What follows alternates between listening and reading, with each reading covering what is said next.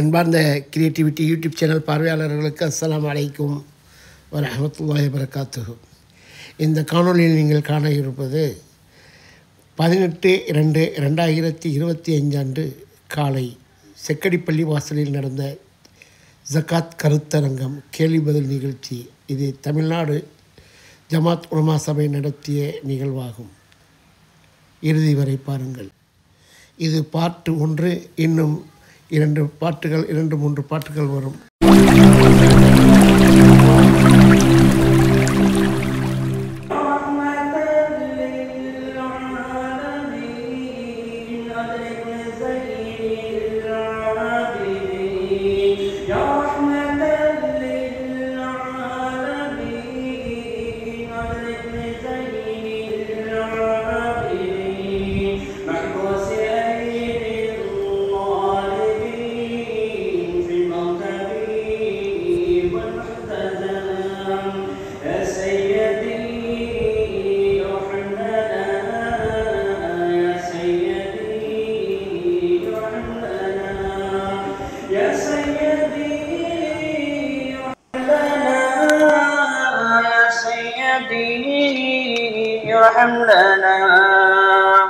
السلام عليكم ورحمة الله تعالى. الحمد لله. நிகழ்ச்சியினுடைய வரவேற்புரையை தஞ்சை மாவட்ட ஜமாத் உலமா சபையினுடைய தலைவர் ஹாஜா மஹீதீன் இஸ்மாயில் ஹஜ்ரத் அவர்கள் நிறுத்தினார்.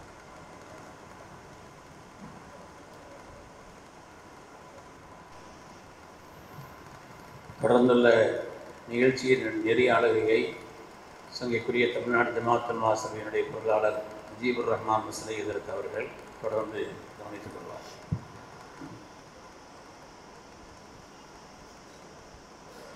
அஸ்ஸலாமு அலைக்கும் வரஹ்மத்துல்லாஹி தஆலா வபரகாத்துஹு.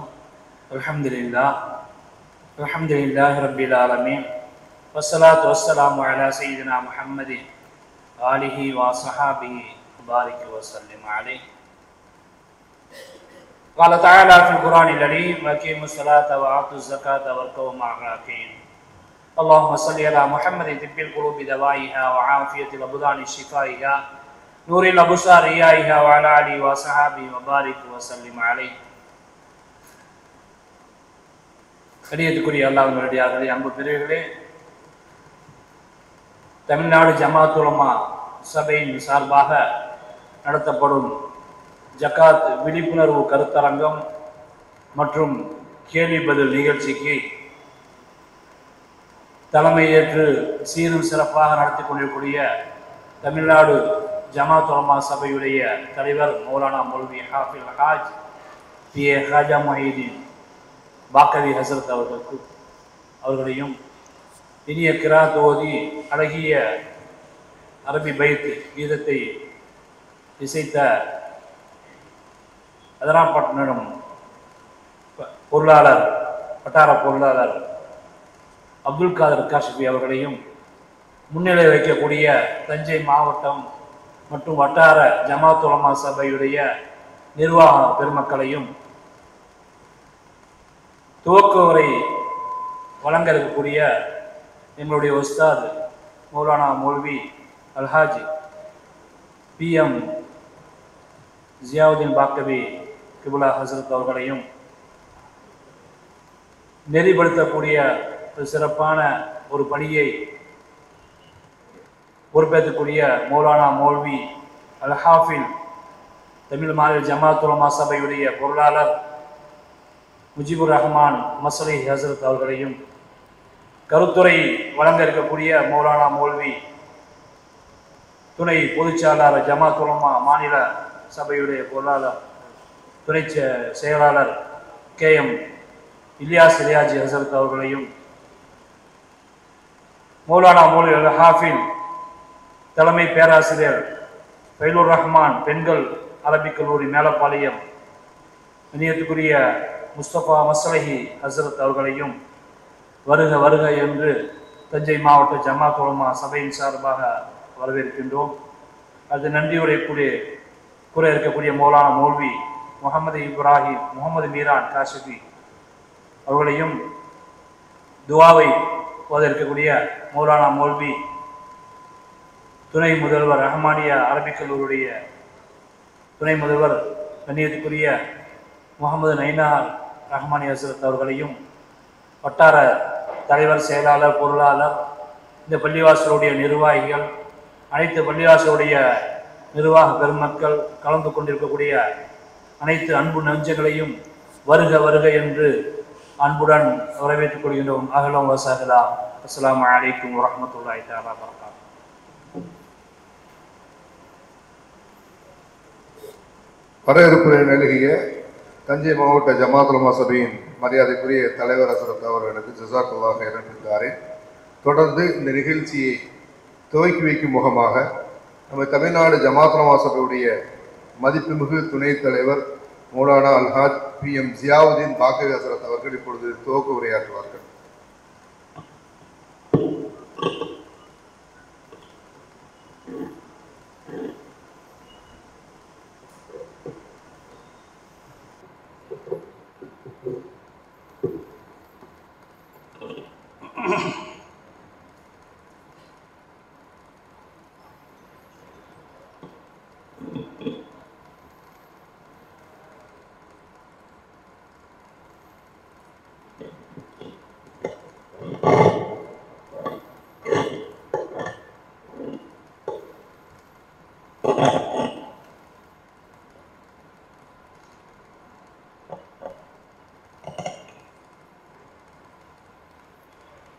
السلام عليكم ورحمة الله تعالى وبركاته. الحمد لله كفى والصلاة والسلام على عباده الذين اصطفى. கண்ணியமும் மரியாதையும் நிறைந்த இந்த விழாவினுடைய தகுதிமிக்க தலைவர் அவர்களே, சிறப்பு பேச்சாளர்களாக வருகை தந்திருக்கக்கூடிய மரியாதைக்குரிய அறிஞர் பெருமக்களே, கராத் ஓதிய மற்றும் கீதம் இசைத்த வரவேற்பை நிகழ்த்திய பாசத்திற்குரிய பலமா பெருமக்களே, இங்கே குழுமி இருக்கக்கூடிய பலமாக்களே, பெரியோர்களே, சகோதரர்களே, உள்ளூர் வெளியூர் பரவுவர்களே,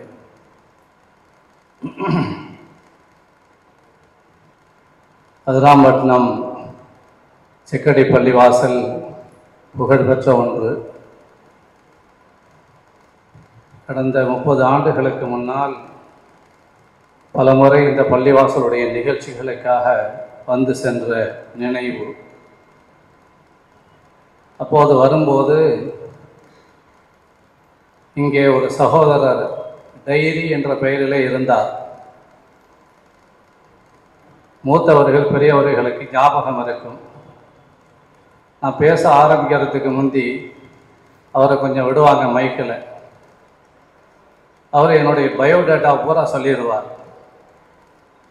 ஹசரத்து இன்ன ஊர், ஹசரத்துக்கு இன்ன பேர், அவங்க பிறந்த வருஷம் என்னது, இன்ன இடத்துல டியூட்டி பார்க்குறாங்க, இத்தனை வருஷமாக ஒர்க் பண்ணுறாங்க, என்னென்ன ஊர்களுக்கெல்லாம் போயிட்டு வந்திருக்கிறாங்க, நம்ம ஊருக்கு எத்தனையாவது தடவையாக வந்திருக்கிறாங்க, க்ளீனாக பயோடேட்டாவை சொல்லிடுவார். இது வருஷம் நடக்கும் செக்கடி பள்ளிவாசலில். நான் கடைசியாக ஒரு வருஷம் பேசிட்டு போகும்போது சொன்னேன், டைரி பாய் ரொம்ப அழகாக சொல்கிறீங்க, ரொம்ப நன்றி. ஆனால் இந்த பயோடேட்டா சொல்கிறத ஒன்று பாட்டிக்கோங்க. அடுத்த வருஷம் வரும்போது போன வருஷம் என்னென்னதெல்லாம் பேசுனாருன்னு சொல்லிக்கூடாதீங்க, எங்களுக்கு ஆபத்தாக போயிடும் என்று சொன்னேன். அதுக்கு கூட அவரை சந்திக்கிற வாய்ப்பு இல்லாமல் போய்விட்டது. அப்படி ஒரு நினைவாற்றல் மறைந்த, ஒரு மெமரி பவர் நிறைந்த ஒரு சகோதரர் இங்கே சந்திக்கிற வாய்ப்பு கிடைத்தது. உங்களுக்கெல்லாம் நினைவில் இருக்கும் இந்த உள்ளூர் வாசிகளுக்கு. இங்கே செக்கடை தெருவிலே என்னுடைய பாலிய நண்பர்கள் பாக்கியாத்திலே ஓதிய அப்துல் ரஹ்மான் பாக்கவி, சிங்கத்து வீட்டுக்காரர் மொஹிதீன் மௌல்சா, இவர்களெல்லாம் பாலிய நண்பர்களாக பாக்கியாத்திலே உடனிருந்து ஓதிய சகோதரர்கள். வருவதை கேள்விப்பட்டு நேற்றே டெலிஃபோன் பண்ணினார்கள், வீட்டுக்கு வாருங்கள் என்று. அப்படி பழைய நினைவுகள் வருகிறது இந்த செக்கடை பள்ளிவாசலில். அருமையான சகோதரர்களே, தமிழ்நாடு ஜமாத் உலமா சபை இன்று அருமையானதொரு நிகழ்ச்சியை ஏற்பாடு செய்திருக்கிறது. அந்த தலைப்பின் கீழே பேசுவதற்கு மிகச்சிறந்த ஆளுமை மிக்க பேச்சாளர்கள் வருகை தந்திருக்கிறார்கள். அதனால் அதன் உள்ளே செல்ல நான் விரும்பவில்லை. ஜமாத் உலமா சபை என்பது நாம் நினைப்பது போல ஒரு இயக்கமாக அல்ல. அது ஒரு ஐடியாலஜி, அது ஒரு கொள்கை, ஒரு லட்சியம். அதனுடைய நோக்கம் எல்லாம் இஅலாவு கலிமத்தில்லா, அல்லாஹுடைய கலிமாவை, அல்லாஹுடைய தத்துவத்தை, அவனுடைய கொள்கையை உலக மக்களுக்கு எடுத்து சொல்வது, அதை நடைமுறைப்படுத்துவதுதான் ஜமாத் உலமாவுடைய வேலை. எல்லா நேரமும் எல்லா இடங்களிலேயும் எல்லா சந்தர்ப்பங்களையும் தீன் தீன் என்று, மார்க்கம் மார்க்கம் என்று அதே சிந்தனையில் உடலுவது, செயல்படுவது தான் ஜமாத் உலமா சபையினுடைய வேலை. அப்படி ஒரு கொள்கை பிடிப்புள்ள ஒரு அமைப்பு தமிழ்நாடு ஜமாத் உலமா சபை. இது ஒரு அழகான ஜனநாயக அமைப்பு. எல்லா இயக்கங்களைப் போல, எல்லா அமைப்புகளைப் போல அல்ல. மிகச்சரியான அந்த நேரங்கள் வரும்போது தேர்தல் நடத்தி விடுவார்கள். வெளிப்படையான தேர்தல் நடக்கும். எந்த விதமான தில்லுமுல்லுகளோ தகடு தத்தங்களோ உள்குத்து வேலைகளோ எதுவும் நடக்காது. அவ்வளவு அழகான தேர்தல் முறையை நடைமுறைப்படுத்துவார்கள். சரியான முறையில் தேர்வு செய்யப்பட்ட புதிய நிர்வாகம் பொறுப்பேற்றுக் கொள்ளும். அது காலம் காலமாக கடைபிடிக்கக்கூடிய இந்த சபையினுடைய அழகான அமைப்பு. 3 அடுக்குகளாக இந்த சபையினுடைய செயல்முறை இருக்கிறது. வட்டார செயல்முறைகள், மாவட்ட அமைப்புகள், மாநில அமைப்புகள் என்று 3 அடுக்குகளாக இருந்து இந்த சபையை வழி நடத்துகிறார்கள். இந்த சபையிலே ஒரு பெரிய சிறப்பம்சம் என்னவென்றால், எல்லா இயக்கங்களையும் அமைப்புகளையும் பதவிகளுக்காக போட்டி போடுபவர்கள் அதிகமாக இருப்பார்கள். அதற்காக செலவழிப்பவர்கள் இருப்பார்கள். அதற்காக பல்வேறுபட்ட வேலைகளில் ஈடுபடுபவர்கள் இருப்பார்கள். இந்த சபையிலே பதவி என்று சொன்னால் விரண்டு ஓடக்கூடிய மக்கள் தான் அதிகம். ஆளவிட்டா போதும் என்ற அளவுக்கு ஒதுங்கி ஓடக்கூடிய நிலைமைதான் இந்த சபையிலே. காரணம், சம்பளம் இல்லாத சேவகர்கள். இந்த சபையிலே ஒர்க் பண்ணக்கூடிய, சேவை செய்யக்கூடிய மக்கள் எல்லாம் சம்பளம் இல்லாத சேவகர்கள். அதனால் இதற்காக பெரிய அளவில் போட்டி போட்டுக்கொண்டு முயற்சி செய்து கொண்டெல்லாம் அலட்டி கொண்டிருக்க மாட்டார்கள். அப்படியான ஒரு வித்தியாசமான ஒரு அமைப்பு இது. களப்பணியாற்றுவதற்கு யார் தயாராக இருக்கிறார்களோ அவர்கள் முன் வரலாம். இந்த சபையில் ஈடுபட்டால் ஃபீல்டு ஒர்க் பண்ண வேண்டும், களப்பணியாற்ற வேண்டும். அதற்கு தயாராக இருப்பவர்கள் இந்த சபைக்கு வரலாம் என்ற முறையில் தான் இந்த சபையினுடைய அமைப்பு இருக்கும். எண்ணி பாருங்கள், இதில் இருக்கக்கூடிய பொறுப்பில் இருக்கக்கூடிய மக்கள் எல்லாமே ஏதாவது ஒரு டியூட்டியில் இருக்கிறார்கள். இமாமா இருப்பார்கள், தர்சில் இருப்பார்கள், மக்தபுகளில் இருப்பார்கள். அவர்களுக்கு எவ்வளவு நெருக்கடிகள் இருக்கும் என்பது சொல்லி தெரிய தேவையில்லை. ஊர் ஜமாத்துகள் சார்பாகவும் நிர்வாகத்தின் சார்பாகவும் பல்வேறுபட்ட நெருக்கடிகள் இருக்கும். அதையெல்லாம் தாண்டி இந்த சபைக்காக வேண்டி, இந்த சமுதாயத்திற்காக வேண்டி உழைப்பதற்கு தயாரான நன்மக்கள், அதை தாங்கிக் கொண்டு பல்வேறுபட்ட சேவைகளில் ஈடுபடக்கூடிய பெருமக்கள் தான் இதனுடைய பொறுப்புதாரிகளாக இருந்து செயல்பட்டு கொண்டிருக்கின்றார்கள்.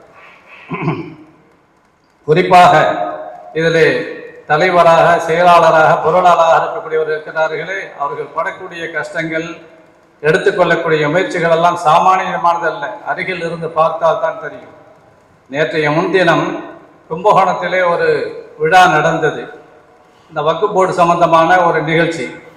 அந்த நிகழ்ச்சியிலே அப்படித்தான் தேவையில்லாத ஒரு பிரச்சனை, ஒருவர் அரசியல் பிரச்சனையை கிளப்பிவிட்டு அது பெரிய தகராறாக வந்து விடுமோ என்ற நிலை வந்து கடைசியாக நமது மாநில சபைய தலைவர் அவர்கள் எழுந்து அவரை சமாதானப்படுத்தி அந்த சபையை நடத்துவதற்கு முயற்சி செய்யக்கூடிய அளவிற்கு நிலைமை வந்தது.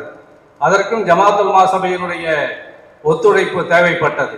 இப்படி அந்த பொறுப்பிலே உள்ளவர்கள் தினம் தினம் அவ்வளவு பெரிய பிரச்சனைகளை சந்திக்கிறார்கள். பல்வேறுபட்ட விஷயங்களுக்காக பயணிக்கிறார்கள், அலைகிறார்கள், ரிஸ்க் எடுக்கிறார்கள் என்பதை நாம் கண்கூடாக பார்த்து கொண்டிருக்கிறோம். காலங்காலமாக சொல்லிக் கொண்டிருப்பார்கள், ஜமாத் உலமா சபை என்ன செய்தது, ஜமாத் உலமா சபை என்ன செய்தது என்று. நாம் எண்ணி பார்ப்போம்.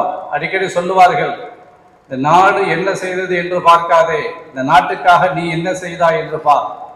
அந்த மாதிரி ஜமாத் உலமா என்ன செய்தது என்று பார்ப்பதை விட ஜமாத் உலமாவுக்கு நாம் என்ன செய்தோம் என்று பார்க்க வேண்டிய காலகட்டம் அதை உலமா பெருமக்கள் நெஞ்சிலே நிறுத்திக் கொள்வார்கள். மரியாதைக்குரிய இந்த சபைக்கு தற்போது தலைவராக அமைந்திருப்பவர்கள் இருக்கிறார்கள், பெரிய பொக்கிஷமாக கிடைத்திருக்கிறார்கள். அவர்கள் பொறுப்புக்கு வந்ததிலிருந்து பல்வேறுபட்ட சாதனைகள், ரொம்ப ஹாட்ரிக்காக பல்வேறுபட்ட சாதனைகளை நிகழ்த்தி கொண்டிருக்கிறார்கள். அவர்கள் பெரிய முயற்சி செய்கிறார்கள், சபையும் ஒத்துழைக்கிறது, ஜமாத் பெருமக்கள் ஒத்துழைக்கிறார்கள். அதனால் இந்த சமுதாயம் பலன் பெறுகின்றது. வருடத்திற்கு ஒரு முறை ஆலிம் பெருமக்கள் முதுபெரும் ஆலிம்களை கவனிக்கக்கூடிய, அவர்களை கௌரவிக்கக்கூடிய ஓய்வூதிய தொகையை செயல்படுத்துகிறார்கள். ஒரு ஆலிம் பெருமகனுக்கு ஓய்வு பெற்றவர்களுக்கு 75 வயதை நிரம்பிவிட்ட பெருமகனுக்கு 1 லட்சம் ரூபாய் கொடுக்கிறார்கள். வருடந்தோறும் நடக்கிறது. நினைத்து பாருங்கள், அந்த தொகையை ஜமாத் சபை கையில் வச்சில்லை, ஏதோ பேங்கில் வச்சுக்கிட்டு எடுத்து கொடுக்கிறதா நினைக்க வேண்டாம். அவ்வப்போது அதற்குரிய ஸ்பான்சர்களை பிடித்து, முக்கியஸ்தர்களை பிடித்து அவர்களிடத்தில் உண்மைகளை சொல்லி, அந்த ஆலிம் பெருமக்களுடைய சூழ்நிலைகளை சொல்லி, ஓய்வு பெற்று இருக்கக்கூடிய அவர்களுடைய நிலைமையை சொல்லி, அந்த நேரத்தில் கலெக்ஷன் பண்ணி அவர்களுக்கு கொடுக்கிறார்கள். ஒரு வருஷத்துக்கு ஒரு 30 பேருக்கு கொடுக்குறோம்னு வச்சுக்கோங்க, 30 லட்சம் ரூபாய் திரட்டணும். இது சாதாரணமான விஷயமா? பொறுப்புக்கு வருபவர்கள் ஆசைப்படலாம், ஆனால் வந்த பிறகு இந்த மாதிரி உள்ள காரியத்தை சாதிக்க முடியுமா என்பதை யோசித்து பார்க்க வேண்டும். அப்படியான ஒரு சாதனையை பல வருடங்களாக ஜமாத் உலமா சபை செய்து வருகிறது. ஓய்வு பெறக்கூடிய ஆலிம் பெருமக்களுக்கு உதவித்தொகை வழங்கக்கூடிய நிகழ்ச்சியை ஹஜ்ரத் அவர்கள் பொறுப்பேற்றதிலிருந்து திறம்பட செயல்படுத்தி கொண்டிருக்கின்றார்கள்.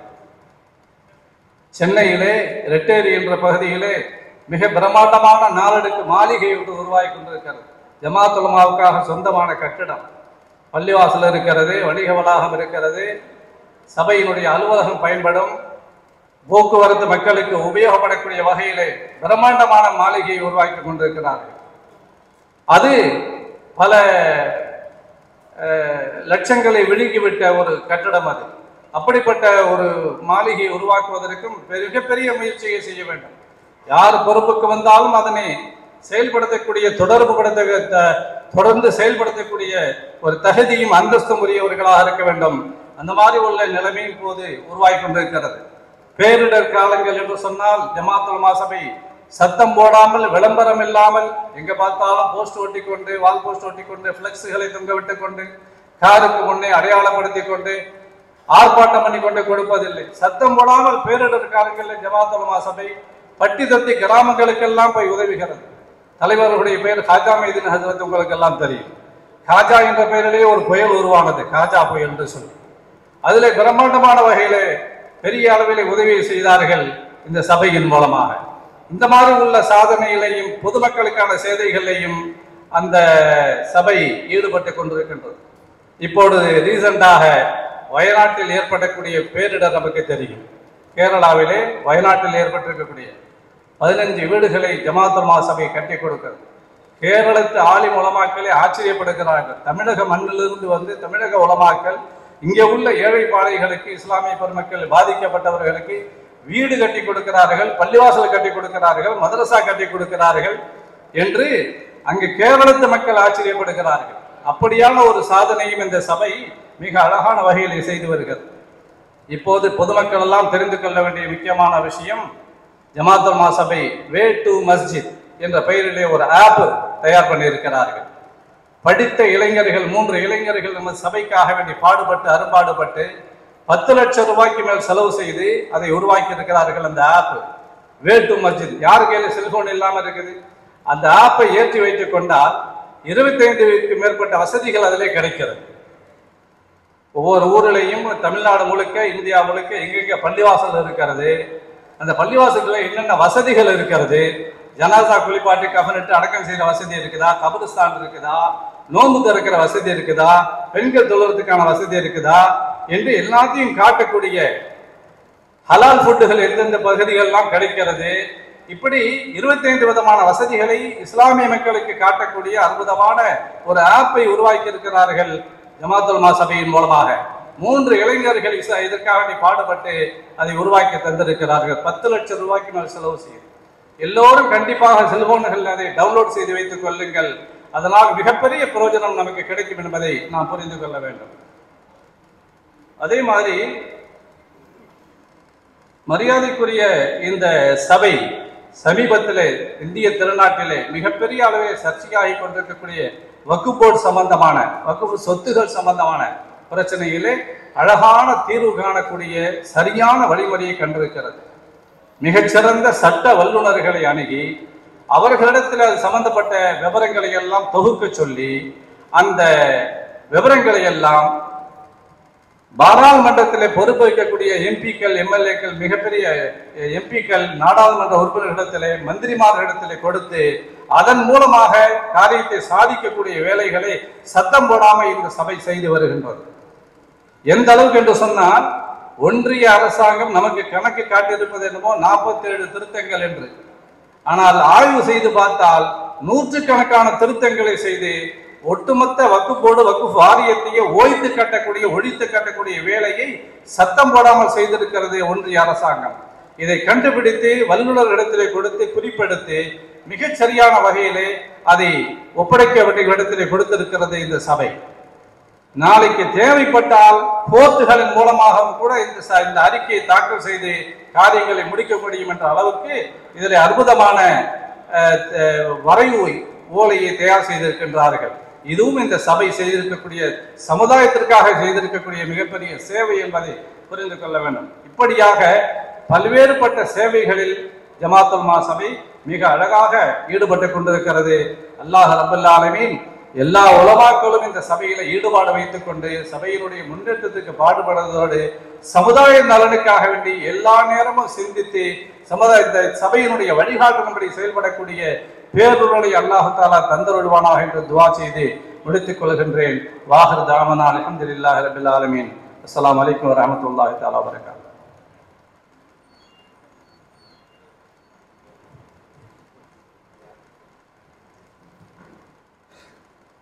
மரியாதைக்குரிய எங்களது சபையின் துணைத் தலைவர் ஹசரத் பிறந்தகை அவர்கள் தான் இருக்கிற ஊரில் சத்தமில்லாமல் பல அரிய நல்ல சேவைகளை ஆற்றி வருவதோடு கடந்த 6 ஆண்டுகளுக்கு மேலாக தமிழ்நாடு ஜமாத்துல் உலமா சபையுடைய துணைத் தலைவராக தலைவருக்கு பக்கபலமாக சபையின் பக்கபலமாக இருந்து நல்ல பல ஆலோசனை வழங்கி எங்களோடு இணைந்து செயல்பட்டு வருகிறார்கள். ஹசரத் பிறந்தகை அவர்கள் இரு தலைப்புகளில் 2 ஆலிம் பெருமக்கள் பேசுகிறார்கள் என்பதால் ஜகாத் சார்ந்த துவக்க உரை ஆற்றாமல் சபை சார்ந்த சில நிகழ்வுகளை இங்கு இருக்கிற மக்கள் தெரிந்து கொள்ள வேண்டும் என்பதற்காக பதிவு செய்திருக்கிறார்கள். அல்லாஹ் ரப்பல் ஆலமீன் அவளுக்கு உயிரிய கூலியை வழங்கிடுவானாக. அவர்களும் எங்களோடு இணைந்து 6 ஆண்டுகளுக்கு மேலாக தன் வயதையும் பொருட்படுத்தாமல் சேவையாற்றி வருகிறார்கள். அல்லாஹ் ரப்பல் ஆலமீன் அவர்களுக்கு நோயற்ற வாழ்வையும் நல்ல உடல் ஆரோக்கியத்தையும் வழங்கிடுவானாக என பிரார்த்தனை செய்து தொடர்ந்து அவையின் தலைவர் அவர்களுடைய தலைமை உரை இப்பொழுது.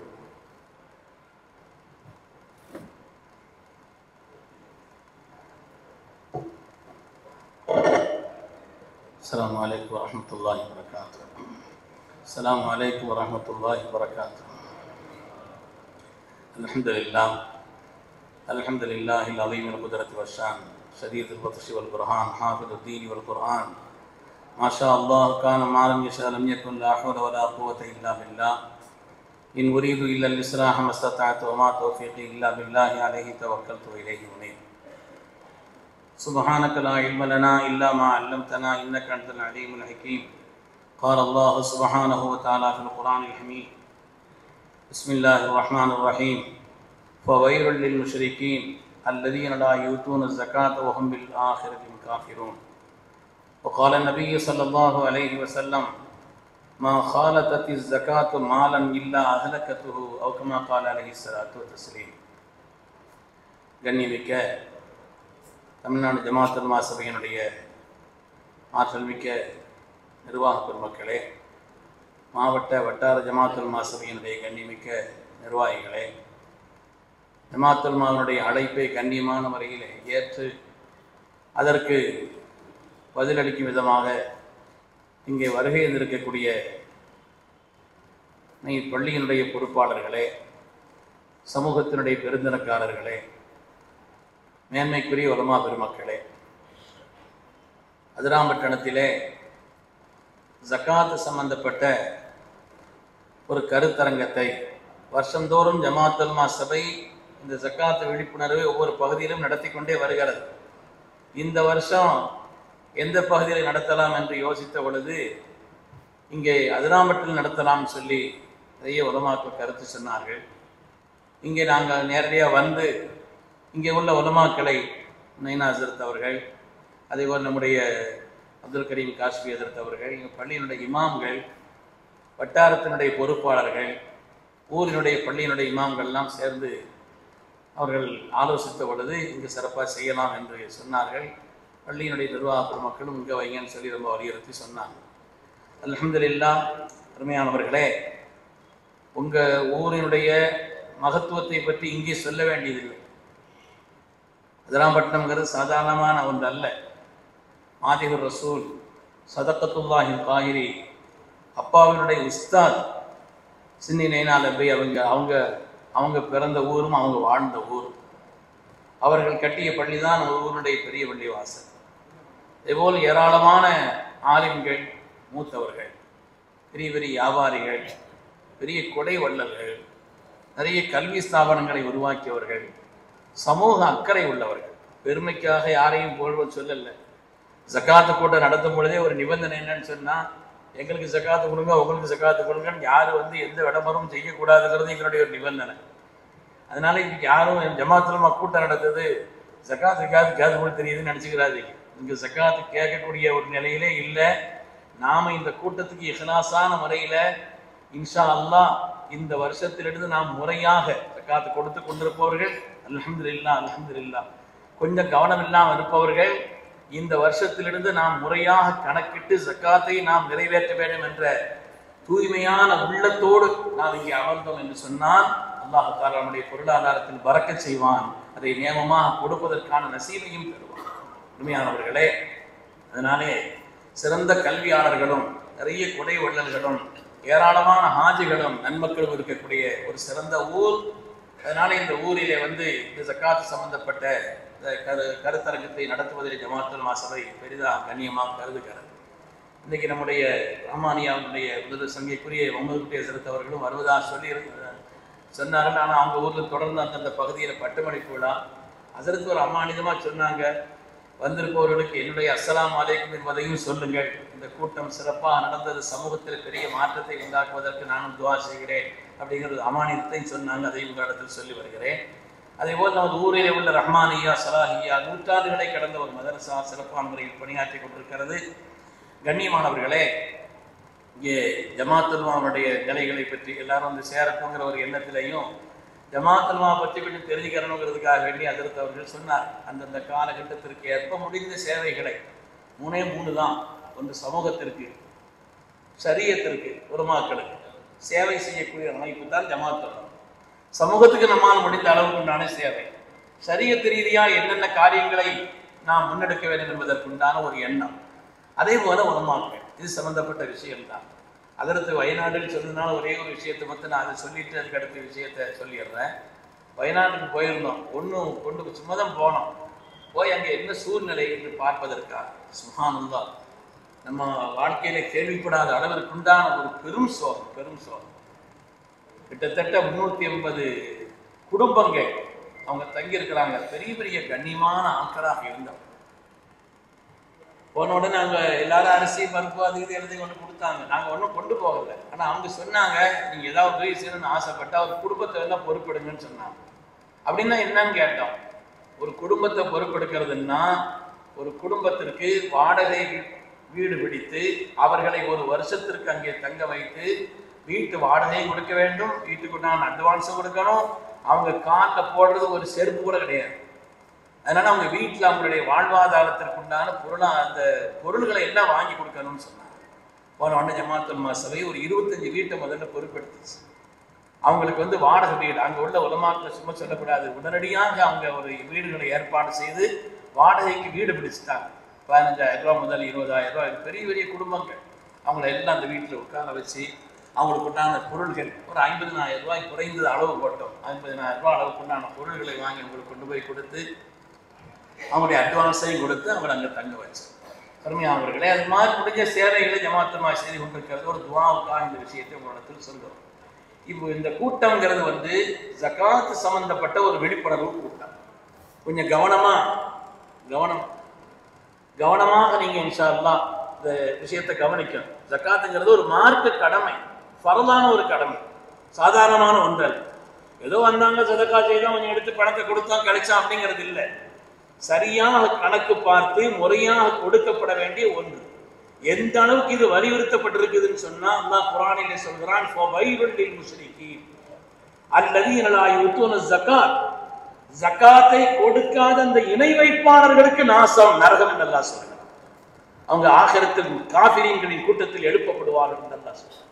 ஜகாத்தை முறையாக கணக்கிட்டு கொடுக்கவில்லை என்று சொன்னால் அவர்களுக்கு அல்லாஹ் கொடுக்கக்கூடிய பட்டம் முஷ்ரிகீன் என்ற வார்த்தை, இணை வைப்பாளர்கள் என்ற ஒரு வார்த்தையை சொல்றான்னா நம்ம எவ்வளவு கவனமா அதில் இருக்கணும் என்பதை நமக்கு அந்த ஆயத்தை உணர்த்தி காண்பிக்கிறது. அது மாதிரி மகாலத்தத்தி ஜகாத்து மானன் இல்லாத கட்டும், ஜகாத்து கொடுக்க வேண்டிய பணத்தை நம்ம கையில வச்சு இதே வியாபாரத்தில் போட்டு புரட்டுமா அப்படி செய்யும் இப்படி செய்யும் வச்சிருந்தான்னா இது மற்ற பணத்தையும் ஹலாக்காக்குமே தவிர இது வளர்ச்சி அடைய செய்யாது என்று நாங்கள் சொல்லலாம். அதனால ஜகாத் என்பதை உண்மையானவர்களே உடைய சட்டம் என்ன, எது எதில் எப்படி கொடுக்கணுங்கிறத வந்திருக்கிறாங்க, அவங்க சொல்லுவாங்க. நீங்கள் எல்லாம் கொஞ்சம் கவனமாகவும் தேவைப்பட்டால் நீங்கள் குறிப்பெடுத்துக் கொள்ளவும் வேண்டும். அது மாதிரி அது சம்பந்தப்பட்ட விஷயங்கள்ல இது ஒரு பாடம் நடத்துற மஜ்லிஸ் மாதிரி நீங்க நினைச்சுக்க. இதுல பாடம் நடத்துறதுன்னா வயசுல கூட்டவங்க இருப்பாங்க, கேள்வி கேட்கறதுக்கு வைக்கப்படக்கூடாது. விஷயத்தை தெரியணும், அவ்வளவுதான் நோக்கம். விஷயத்தை நம்ம விளைவிக்கிறோம். முறையாக நாம ஜக்காத்து கொடுப்பதற்கு உண்டானது இல்லை. இப்போ நவீன காலத்தினுடைய பிரச்சனைகளா இருந்தாலும் சரி, அது மாதிரி நம்முடைய வியாபாரங்களா இருந்தாலும் சரி, விவசாய ரீதியான காரியங்களா இருந்தாலும் சரி, கால்நடைகள் சம்பந்தப்பட்டதா இருந்தாலும் சரி, இது சம்பந்தப்பட்ட விஷயங்களிலே உள்ள ஜக்காத் கொடுக்கப்பட வேண்டிய காரியங்களில் என்னென்ன சந்தேகம் இருக்கிறதோ அது சம்பந்தப்பட்ட விஷயங்களை நீங்க இன்ஷா அல்லாஹ் இந்த முதல்ல பயான் நிகழ்வு முடிஞ்ச உடனே அதுக்கு அடுத்து அது சம்பந்தப்பட்ட விஷயங்களை கேட்டுக்கொள்ளலாம். தேவைப்பட்டவங்க முந்தியதான் எழுதி கொண்டிருந்தீங்கன்னா அதை முந்தி கொடுத்தாச்சுன்னா இன்னும் கொஞ்சம் செய்வாங்க, ஒழுங்கா அதை பார்த்து சொல்வதற்கு உண்டான ஒரு வசதியாகவும் இருக்கும் என்பதையும் பணியோடு தெரிவித்துக் கொள்கிறோம். சங்கைக்குரியவர்களே, ஜக்காத் கொடுப்பவர்களிடத்தில் அது ஏற்படுத்தக்கூடிய தாக்கம் சாதாரணமானது. கொடுப்பவர்கள் முதலாவது கஞ்சத்தனத்திலிருந்து பாதுகாப்பை பெறுகிறார். கஞ்சத்தனத்திலிருந்து பாதுகாக்க பெற்றவர்கள் வெற்றியாளர்கள் என்று அல்லாஹ் சொல்கிறார். கஞ்சத்தனங்கிறது இருக்குது, அதை விட மோசமான ஒன்று. அல் பகீல் அதுபுல்லா, கஞ்சன் அல்லாஹ்வுடைய விரோதி. ஒரு உட்கார்ந்து ஆபிதா, அவன் பெரிய வணக்கசாலியாக இருந்தாலும் சரி, சல்லாஹன் சொல்லுவான், இபாதத் செய்கிறார், ஆனா கஞ்சனா இருக்கிறார், அவர் அல்லாஹ்வுடைய விரோதி நாங்க சல்லாஸ். அதனால இந்த ஜகாத் முதலாவது கஞ்சத்தனத்திலிருந்து நம்மை பாதுகாக்கிறது. அது மாதிரி செலவு செய்வதற்குண்டான பயிற்சியை தருகிறது. ஒரு ஆள் தான் உழைத்து சம்பாதித்த பணத்தில் இருந்து பிறருக்கு கொடுக்கக்கூடிய ஒரு உள்ளமும் தன்மையும் ஒருவரிடத்தில் வந்துவிட்டால் அவர் பிறர் சொத்தை தகாத முறையில் எடுப்பதற்கு எந்த காலத்தில் உட்படுவார். தான் உழைத்து சம்பாதித்த பொருளாதாரத்தை மற்றவர்களுக்கு கொடுப்பதற்குண்டான ஒரு எண்ணமும் ஒரு நிலையிலே உள்ளவர் மற்றவர்களுடைய பொருளை தகாத முறையில் எடுப்பதற்கு ஒரு காலம் ஒரு முற்பட மாட்டார். செலவு செய்வதற்குண்டான பயிற்சி, எல்லாவற்றை விட மேலாக தன்னை படைத்த இறைவனுக்கு நன்றி. அதாவது பிறரிடம் யாசிப்பதை விட்டும் என் ரப்பு என்னை பாதுகாத்தானே. உலகத்துல நினைச்சிருந்தா என்ன செய்ய முடியும்? அல்லாஹ் நினைச்சிருந்தா யாசகம் கேட்டு உலகத்தில் வாழ்வதற்குண்டான நிலையிலையும் வைத்திருக்கலாம். ஆனால் என் ரப்பு என்னை பிறரிடத்தில் யாசகம் செய்வதை விட்டும் பாதுகாத்து கொடுக்கக்கூடிய நிலையில் என் ரப்பு என்னை ஆக்கியிருக்கிறானே. பொருளாதார ரீதியான நன்றி. நன்றிங்கிறது பொருளாதார ரீதியான நன்றி. எப்படி கண்ணை கொடுத்ததற்கு நல்ல விஷயத்தை பார்த்தோம்னா கண்ணுக்கு செய்யக்கூடிய நன்றி போல பொருளாதாரத்தினுடைய நன்றி. தன்னை படைத்த ரப்புக்கு அவன் செய்த உபகாரத்திற்கு உண்டான ஒரு நன்றி. அதே போல இந்த உலகத்திலே உலகம் வாழ்வதே 4 நாள் சொல்லுவாங்க. அதில் உமரா, பொறுப்பாளர்கள், ஆட்சியாளர்களுடைய நீதம். அதே போல உலமாக்களுடைய அறிவு ஞானம். அதே போல் சகாவத்தில் அக்னியா, பொருளாதார வல்லுநர்களுடைய உபகாரம், அவருடைய குடைத்தன்மை, ஏழைகளுடைய துவா. இதை கொண்டுதான் உலகம் நெடி நிற்குதுன்னு சொல்லுவாங்க. அந்த அடிப்படையிலே மற்றவருடைய துவாவை பெறுவதற்கு நாம் காரணமாக இருக்கிறோம். அதனாலே கொடுப்பவர்களிடத்தில் இப்படிப்பட்ட உயர்ந்த தன்மைகளை எல்லாம் ஜக்காத் உண்டாக்குகிறது. எல்லாவற்றையும் விட மேலாக ஜகாத் நம்முடைய பணத்தை தூய்மையாக்குகிறது. ஜகாத் நம்முடைய பணத்தை வளர்ச்சி அடைய செய்கிறது. ஜகாத்துங்கிறது என்னுடைய அர்த்தம் உட்பட எல்லாத்தையும் சொல்லுவாங்க. ஜகாத் நம்முடைய பொருளாதாரத்தை தூய்மையாக்குகிறது, அதை வளர்ச்சி அடைய செய்கிறது. எல்லாவற்றையும் விட மேலாக ரப்பின் அன்பு நமக்கு கிடைக்கப்படுகிறது. அல்லாஹ்வுடைய அன்பு நமக்கு கிடைக்கப்படுகிறது. உண்மையானவர்களே, பெரும் மனிதரிடத்திலேயும் சில தாக்குகளை உண்டாக்குகிறது. பெரும் மனிதர் அவர் பிறரிடத்தில் தேவையற்று இருப்பதற்குண்டான ஒரு நிலையை தான் ஜகாத்தை பெற்ற காரணத்தினால் அவர் உணர்கிறார். எல்லாத்திற்றையும் தன்னுடைய கஷ்டத்தை சொல்ல முடியும்.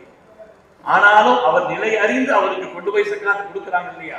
அதனாலே பிறரிடத்திலே தேவையற்று இருக்கக்கூடிய ஒரு நிலைமை அவருக்கு ஏற்படுகிறது. அதே போல பொறாமையிலிருந்து பாதுகாப்பு கிடைக்கிறது. ஒரு ஏழைக்கு கஷ்டப்பட்டு கொடுத்தீங்கன்னு வைங்க, பணக்காரர்கள் மீது வசதி உள்ளவர்கள் பொறாமைப்பட மாட்டார். அங்கதான் நமக்கு கொடுக்கிறாங்களே என்று பொறாமையை விட்டும் பாதுகாக்கக்கூடிய தன்மை அவரிடத்தில் உண்டாக்குகிறது. அதே போல இந்த சமூகத்தின் மீது நமக்கும் கடமை இருக்கிறது என்பதை அவருக்கு உணர்த்த செய்கிறது. ஒரு ஏழை பெறுகிறார் என்று சொன்னால் இந்த சமூகம் என்னை கைவிடவில்லை. நாங்க டில்லியில போய் எங்க கலவரத்துல ஜமாத்துலமா முதல்ல போச்சு. அங்க போய் கலவரம் நடந்த 4வது நாள் அங்க இருந்தோம். இருந்த உடனே இன்னும் என்னிடத்தில் அதனுடைய பதிவு இருக்கிறது. அங்க உள்ள சகோதரர் அவர் சொன்னாரு, அதாவது அவர் மிகையா சொல்லியிருக்கலாம் கூடுதலா, ஆனா அவர் சொன்ன வார்த்தை, பத்ரீன்களுக்கு அல்லாஹ் தஆலா மலக்குமார்களை கொண்டு உதவி செய்ததை போல் நாங்கள் உதவியை நினைக்கிறோம். மொழி யார்? அதாவது எங்க பகுதி இல்லை, நாங்க பேசுற பேச்சு உங்களுக்கு பேச தெரியல. நீங்க சுத்தமா தமிழ் தான் பேசுறீங்க, ஆனா எங்களுக்கு தமிழ் வரல. தலைநகரத்தில் நாங்கள் இருக்கிறோம், இந்தியாவுடைய ஓரப்பகுதியில் நீங்கள் இருக்கிறீர்கள். அங்கிருந்து வந்து எங்களுக்கு நாம அவங்களுக்கு உணவு அதெல்லாம் கொடுக்கல. அதாவது பொருளாதாரத்தை மொத்தமா அழிக்கணும் முயற்சி, சமூகத்தை பொருளாதாரத்தில் வீழ்த்தத்தான் முயற்சி செய்தார்கள். எப்படி இந்த வக்ஃபை கொண்டு வர்றது அதான் நோக்கம், சமூகத்தை பொருளாதாரத்தில் இல்லாம ஆக்கணும். அது மாதிரி பொருளாதாரத்தை எடுக்க செய்தார்கள். ஜமாத்தும் அவை என்ன செய்துச்சுன்னா, அவங்களுக்கு யார் கடை வச்சிருந்தாங்க அந்த கடையை நீங்க வைங்க. மக்கள் அள்ளி கொடுத்திருக்கிறார்கள், நாங்க கொடுக்கிறோம், நீங்க அந்த கடையை வைங்க. ஆட்டோ எரிச்சுட்டாங்க, ஆட்டோ வாங்கி கொடுத்தோம் அவங்களுக்கு. அது மாதிரி வந்து கொடுக்கும் பொழுது அவர் சொன்னாரு, இந்த சமூகம் எங்களை கைவிடவில்லை, இந்த சமூகம் கைவிடவில்லை என்பதற்கு நிலையாக நாங்கள் உணர்கிறோம்னு சொன்னாங்களே. அது மாதிரிதான் ஜகாத்தை நாம் கொடுக்கும் பொழுது இந்த ஏழைகள் நினைப்பார்கள், இந்த சமூகத்துக்கு நம்ம செய்ய வேண்டிய கடமை இருக்குது என்ற ஒரு எண்ணம் அவர்களுக்கு உண்டாக்க பெறுகிறது. பெறுபவர்களிடத்திலேயும் பல்வேறு விதமான உயர்ந்த தன்மைகளை ஜகாத் கொடுக்கிறது என்பதிலே சந்தேகமே இல்லை. அருமையான பெருமக்களே, அல்லாஹ் தஆலா உலகத்தில் மனிதனுடைய வாழ்வை ஏற்றத்தாழ்வாக ஆக்கியிருக்கிறார். படித்தரங்களாக எல்லாருக்கும் ஒரே நிலையில் இல்லை. ஒரே நிலையில் இருந்தால் உலகம் சீராக இயங்காது. ஏற்றத்தாழ்வு படித்தரங்களிலே உண்டு. ஏன் சொன்னால் சோதனைக்காக, பிறருக்கு வழங்குவதற்காக, அராஜகத்தை தடுப்பதற்காக என்றெல்லாம் குர்ஆன் அதற்கு காரணங்களை சொல்கிறது. இன்ஷா அல்லாஹ் நேரம் சூழ்நிலைகளை அனுசரித்து நம்ம கடைசியாக நேரம் இருந்தால் பேசிக்கொள்ளலாம். அதனால் தாங்கள் எல்லோரும் அல்ஹம்துலில்லாஹ் ரொம்ப ஆர்வத்தோடு தாங்கள் கூடியிருக்கிறீர்கள். நாம் உடற்பூர்வமா துவா செய்கிறோம். அல்லாஹ் உங்கள் எல்லோருக்கும் சிறந்த வசதியை அல்லாஹ் வழங்கி அருள் புரிவானாக. அல்லாஹ்வுடைய மஸ்ஜிதில் வச்சு புனிதமான இந்த நேரத்தில் அது மாதிரி முறையாக ஜக்காத்தை கணக்கிட்டு கொடுக்கக்கூடிய ஒரு நிலையை நீங்கள் ஆகிவிடுங்க. ஒரு 2 வருஷத்துக்கு முன்னால திருநெல்வேலியில ஜக்காத் சம்பந்தப்பட்ட ஒரு கூட்டம் நடத்தணும். அந்த கூட்டத்துக்கு ஒரு ஆள் வந்திருந்தார். அவர் வசதியான ஆள் தான். அவர் சொன்னார், அதிலிருந்து கொஞ்சம் பணம் ஜக்காத்தை கொடுக்கலாம்னு பணத்தை எடுத்து வச்சேன், ஆனால் பணம் கொஞ்சம் பெரிய பணமா இருக்குது, கொஞ்சம் வியாபாரத்தில் போட்டு புரட்டினா கொஞ்சம் நல்லா இருக்குமே, இதை கொண்டு போய் கொடுத்து முடிச்சாச்சுன்னு அந்த கதை முடிஞ்சிருமே, அதனால கொஞ்சம் வியாபாரத்தில் போட்டுடலாம்னு நினச்சிக்கிட்டு இருந்தேன். ஆனால் நீங்கள் சொன்ன ஆயத்த ஹதீஸெல்லாம் பார்த்து பயமா போச்சு. எங்களுக்கு சொல்லப்பட்ட ஆயத்த ஹதீஸுகள்லாம் பார்த்து, ஆஹா நம்ம பணம் பாதுகாக்கணும்னா ஜக்காத்தை கொடுக்கணும்னு தெரியுது, அதனால ஜக்காத் ஒரு மார்க்கத்தினுடைய கடமை அப்படின்னு நினைச்சு அதுக்கு அடுத்து நான் ஜக்காத்தை கொஞ்சம் பாதி மனசோட தான் கொடுத்தேன். அவர் சொன்னார், பாதி மனசோட தான் கொடுத்தேன். அதுல அவர் நம்முடைய பக்கத்து ஊர் பகுதியை சார்ந்தவர் தான். அவர் சொல்றாரு, எவ்வளவு உதாரணமா 100க்கு 2 தான் ஜக்காத்து கொடுக்கணும், 100க்கு 2 கொடுக்கணும். இந்த ஜக்காத்து பணத்தை நான் கொடுத்தேன் அல்லவா, அடுத்த வருஷம் முதல் வருஷத்திலே எந்த முதலுக்கு நான் ஜக்காத்தை கொடுத்தேனோ அந்த முதலையே ஜக்காத்தா கொடுக்கக்கூடிய அளவுக்கு அல்லாஹ் எனக்கு வளர்ச்சியை தந்தான்னு சொன்னார். நான் ரப்பினுடைய மஸ்ஜிதில் வைத்து சொல்கிறேன். அவர் சொன்னார், நான் ஜக்காத்தை 100க்கு 2 கணக்கு பார்த்து கொடுத்தேன். இதுல எனக்கு ரொம்ப வளர்ச்சியை தருவான், வரக்க செய்வான்ங்கிற எண்ணத்தோடு ரப்பு செய்தான். நான் உணர்ந்தேன். 100க்கு 2 அளவுக்கு ஜக்காத்தை கொடுத்தேன். அடுத்த வருஷத்தில் அந்த 97 அளவுக்கு மூலதனம் பொருளாதாரம் இருந்தது அல்லவா, அதை ஜக்காத்தாக கொடுக்கக்கூடிய அளவுக்கு என் ரப்பு எனக்கு வளர்ச்சியை தந்தான்னு சொல்லி சொன்னார். அருமையானவர்களே, அதனால உளப்பூர்வமா ஆசைப்படுங்க. இது ஒரு மார்க்கத்தினுடைய கண்டிப்பான கடமை. செய்யாதவர்களுக்கு தண்டனை உண்டு என்ற ஒரு நிலையிலே இன்ஷா அல்லாஹ் ஜக்காத் சம்பந்தப்பட்ட இந்த விஷயங்களை கவனமாக நாம் உள்வாங்கிக் கொண்டு அதில் ஏதாவது மார்க்க ரீதியான சந்தேகங்கள் இருந்தாலும் இன்ஷா அல்லாஹ் கேட்டு தெளிவு பெற்றுக் கொண்டு அல்லாஹ்வுடைய கடமையை கட்டளையை பேணுது நாம் நிறைவேற்றக்கூடிய நன்மக்களாக அல்லாஹ் நம் எல்லோரையும் கபூல் செய்திருவானாக என்று துவா செய்து கொண்டு என்னுடைய வார்த்தைகளை நிறைவு செய்கிறேன். வாஹிர் தஅவானா அல்ஹம்துலில்லாஹ். எதுவும் கேள்விகள் எதுவும் எழுதி வச்சிருந்தீங்கன்னு சொன்னா நீங்க ஹஸ்ரத் வருவா பொன் பேசாம வருவா கையில கொடுத்துக்காங்க சார்.